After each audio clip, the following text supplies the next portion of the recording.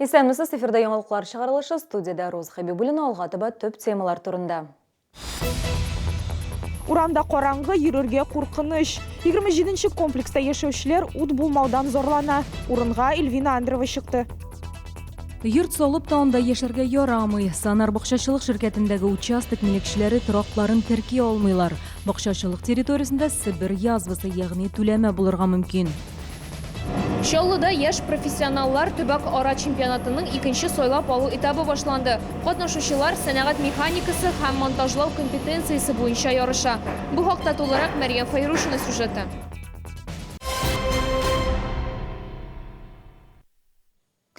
Караңгылыкта яшибез. Безнең редакцияга 27-нче комплекста яшәүче шәһәрдәшләребез мөрәҗәгать итте.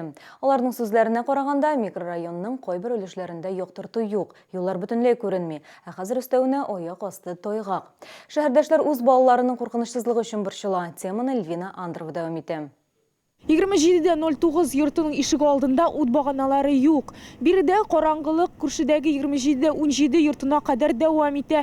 Бу участок 27:19 адресы буенча урнашкан административ бинадан, кибеттән һәм фатирларның тәрәзәләреннән төшкән ут белән генә яктыртыла. Урамда кичке сәгать 4-ләр тирәсе әйеруе инде кыен. Шәһәрдәшләр әйтүенчә, юл начар күренә, шулай да кар төшкәч бераз яктырып киткән. Әйе, монда ут юк инде күптәннән. Бигрәк тә менә һәр уңайсыз йөрергә. Тайгак бит әле урамда, тем более. Һәр көн сайын йөрим, эштән кайтам көн сайын. Балаларда йөрү шушында бик караңгы. Монда кешеләр һәр вакыт күп. Янәшәдә генә балалар бакчасы, мәктәп, спорт комплексы урнашкан. Транспорт тукталышларыннан подъездларга кадәр йөрергә бик кыен дип биредә яшәүчеләр. Хәлгә ачыклык кертү максатыннан Горсвет предприятиесенә мөрәҗәгать иттек. По поводу освещения дворов 2709 и 2717 ситуация следующая. В ближайшее время наши специалисты отправятся обследовать территорию, после чего решат, есть ли техническая возможность и какие именно работы нужно произвести. Дальше составим сметный расчет при наличии финансирования и технической возможности. Работы запланированы на 2020 год. Шундый ук хәбәрне без шәһәр башкарма комитетына да юлладык. Мэриянең матбугат хезмәтендә аңлатуларынча, урамнарны яктырту буенча төзекләндерү эшләре безнең Ишегалды республика программасына кертелгән. Проектны гамәлгә ашыру вакыты 2020-2022 елларга билгеләнгән. Эльвина Андрова, Фәнис Ихсанов, яңалыклар. Йорт салсалар да анда яшәргә ярамый. Сүз Санар бакчачылык ширкәте милекчеләре турында бара. Әлеге территориядә үләт базы табылу куркынычы яный. Өстәвенә әлеге урында түләмә Сибирская язва авыру учагы да булырга мөмкин. Әгәр шикләр чынлыкта туры килсә, күмелгән урыннан 1 чакрым радиуста торак йортлар булмаска тиеш. Җирле халык әйтүенчә, Санар бакчачылык ширкәте генә түгел, Подсолнух күп балалы гаиләләр поселогы һәм Әҗмәкәй авылының бер өлеше дә куркыныч астына эләгә. Тулырак мәгълүмат безнең хәбәрчебездә. Санар бакчачылык ширкәте 2011 елда теркәлде. Шул ук елны әлеге территория җәнлекләр күмелмәү, шулай ук җирнең йортлар төзүгә һәм бакча культуралар үстерүгә яраклылыгы ягыннан тикшерелде. Ширкәт рәисе бернинди үләт базы табылмавын раслаучы документлар тапшырды. 2014 елда Тукай районы Әҗмәкәй авыл җирлеге башкарма комитеты Санар бакчачылык ширкәте майданында үләт базы булу мәсьәләсен күтәрде. Әмма бу фикерне рәсми төстә раслаучылар табылмады. Кешеләр бирдә участоклар сатып алып, йорт салуларын дәвам итте. Исполком был в курсе, что здесь находится скотомогильник. Но, однако, никаких мер, как исполнительная наша власть, да, также и учредитель данного поселка не предприняли. Они продолжали межевать, продавать, и сейчас у меня люди построили дома. Территориядә үләт базыгына түгел, түләмә авыруы булуы да яный. Бу авыл хуҗалыгы һәм кыргый хайваннарда була торган аеруча куркыныч йогышлы авыруы. Түләмә авыруның спорлары 100 елга кадәр саклана ала. Бу авыру учаклары табылса, 1 километр радиуста бернинди торак та булырга тиеш түгел. Санар Әҗмәкәйнең бер өлеше һәм күп балалы гаиләләр өчен салынган Подсолнухи поселогы юкка чыгарга мөмкин. Это вот люди здесь сложили все деньги свои. Все в городе продали, сюда переехали, пенсионеры, многодетные, ну все. Да и даже какая разница кто, если люди последние вот продали, здесь живут.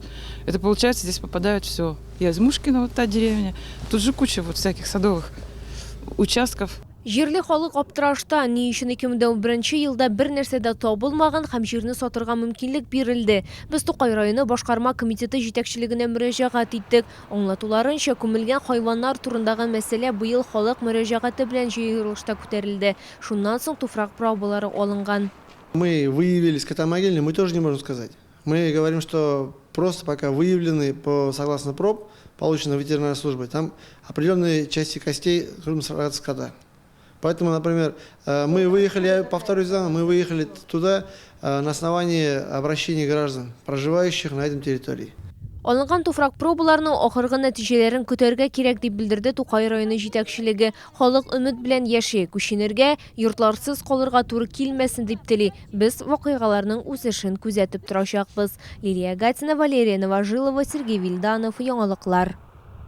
Сәламәтлек саклау министрлыгы машина йөртүчеләр өчен медицина тикшерүенең яңа тәртибен кертүне кичектереп торырга дигән карар кабул итте. Бу хакта Россия сәламәтлек саклау министры урынбасары Олег Салагай үзенең телеграм-каналында хәбәр итә. Аның сүзләренә караганда, төбәкләрдә тиешенчә бәя куюны исәпкә алып, тикшерү усулларына өстәмә анализ ясалачак. Элегрәк бастырылган закон проекты буенча машина йөртү хукукларын алганда яки яңартканда канда наркотикларны, психотроп матдәләрне, шулай алкогольне даими кулланудан арта торган алкомаркерны билгеләүгә тикшерү узарга кирәк иде. Өстәмә анализлар кертү сәбәпле медицина тикшерү бәясе берничә тапкыр артырга тиеш иде.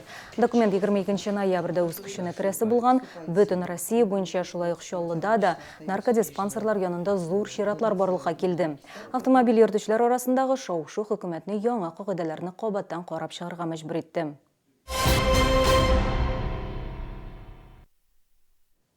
27 ноябрьдә Чаллыда бөтен Россия бушлай юридик ярдәм көне узачак. Кабул итүләр яңа шәһәр 3-18 адресы буенча үткәрелә. Шәһәрдәшләр, суд приставлары, адвокатлар, нотариуслар, пенсия фонды һәм техник хезмәт күрсәтү бюросы белгечләренә борчыган сорауларын бирә алачак.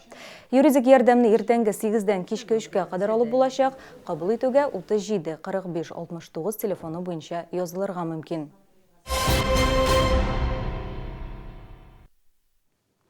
Иң яхшы механиклар һәм монтажчылар Кама дәүләт автомеханика техникумында яшь профессионаллар төбәк-ара чемпионатының 2нче этабы уза. Иң күп балл җыючылар Татарстан командасы составында милли чемпионатта чыгыш ясаячаклар. Теманы Мәрьям Файрушина дәвам итә. Штангенциркуль, металл кисү станогы, эритеп ябыштыру аппараты. Чемпионатта катнашучыларның төп эш кораллары бу. Һәр биремне үтәү өчен билгеле бер вакыт бирелә. Башкарылган эшнең сыйфатын экспертлар бәяли. Промышленный механика и монтаж компетенциясы без хәзерлибез белгечләр киләчәктә алар тиеш булалар инде. Менә бу промышленный монтаж оборудование заводлар дигәндә заводларда шул оборудованиене урнаштырырга һәм аларга хезмәт күрсәтергә. Нурлаттан килгән Марат Муртазин чемпионатта беренче тапкыр катнаша. Бу ярышка берничә ай әзерләнгән. Сборка модуль буенча эшләвем бара. Урамны бар итеп бетердем. Размечательләргә һәм тишекләр тишү калды. Башына ахырына кадәр бөтен материаллар белән 6 сәгать бирелде. Төбәк-ара чемпионатының 2нче этабы бу атнада тәмам булачак. Җиңүчеләр 2020 елда Новокузнецк шәһәрендә узачак. Яшь профессионаллар ил күләм чемпионатында катнашачак. Мәрьям Файрушина, Фәнис Ихсанов, Яңалыклар. Бүгенге менә шулар, мин сезнең белән саубулашам, исән сау булыгыз. Всероссийская выставка «Экспо Кама Мед» с 29 ноября по 1 декабря. Спецпредложение ведущих клиник города и республики в ВЦ «Экспо Кама». Экстра вместительный шкаф с экстра скидкой. У нас день рождения. Ильдом. ТЦ «Алтынай». Весь цокольный этаж. Данила Мастер. Закрытие сезона. Скидка на все памятники до 70% с 20 ноября по 3 декабря. 910211.